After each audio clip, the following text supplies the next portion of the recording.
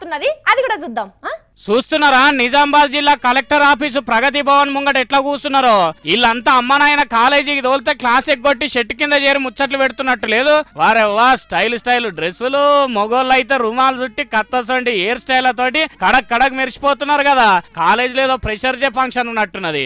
ఏంది పిల్లగా పరాస్కం చేస్తున్నావా? పెద్ద మనుషులను పట్టుకొని కాలేజీ పోరగాన్లు క్లాసులు ఎగ్గొట్టి తిరుగుతారు అంటున్నావు. దమాగిన ఖరాబ్ అయిందా, ఎండ దెబ్బ ఏమన్నా తగిలిందా అని తిట్టుకోకుర్రి. వీళ్ళంతా 60 మీద పడ్డోలే గాని నిజామాబాద్ జిల్లా ఆఫీసర్లకు పడుసోల లెక్కనే ఊపిస్తున్నారు.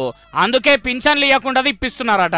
ఏండ్ల కమానం కమ్మర్పల్లి కెంచి కలెక్టర్ ఆఫీస్ కు కండ్లల్లో ఒత్తులు పెట్టుకొని కాళ్ళ చెప్పులు అరిగిపోయేటట్టు తిరుగుతున్నారు. పింఛన్ ఇప్పియుండ్రి అని చెప్పే బాపమ్మ. కొడుకులు లేరేం లేరు. నేను ముండవసి 80 ఏళ్ళ దగ్గరకు వచ్చే కట్టెం చేసుకుని బద్దామంటే రెక్కలు లేవు. ఎట్లా ఈ కలెక్టర్ అమ్మన్న దయచేసి ఇంత ఏదైనా బుక్క పెడుతుందేమంటే వచ్చిన తెలంగాణ వచ్చిన నుంచి 1000 రూపాయల పింఛమే లేదు. 200 వచ్చింది ఆడికి బంద్. ఇన్నరా ఈ ఒక్కవదే కాదు ఈ అవగోసి నుండ్రి ఈంత వచ్చేదాకా పింఛన్ అడిగిస్తారేమో అనుకున్నాం. బంద్ చేస్తున్నారు. మీరు కొడుకులు అనుకున్నాము, అయ్యా పుట్టిన కొడుకులు అనుకున్నాము. పింఛన్ బంద్ చేయొచ్చురవ్వ. ఎక్కద్దులు ఏం బతకగానే అయ్యా ఇంత 4 వద్దులన్న పింఛన్ ఇయ్యండ్రవ్వ.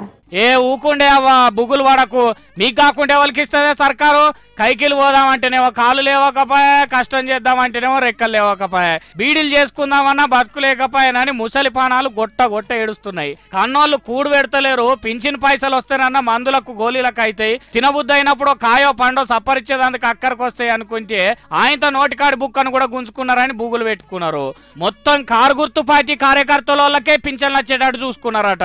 కొద్దిగా నన్ను ఉండొద్దా వీళ్ళ నానమ్మ గోసపుచ్చుకునేది? కేసీఆర్ సార్ ఏమో పెద్ద కొడుకు లెక్క 1000-1500 పింఛరిస్తామని చెప్తుంటే కారు పార్టీ బుడ్డ లీడర్లేమో పగబట్టిన కొడుకు కోడళ్ళ లెక్క వచ్చేదాన్ని ఎత్తగొట్టబట్టి బంగారు తెలంగాణ కోసం ఇరుగమరగా తిప్పలు పడుతున్న కేసీఆర్ సార్ కు ఎంత బదనని చెప్పుండ్రి. ప్రతిపక్ష పోలకి ఇటువంటి వార్తలు తెలిస్తే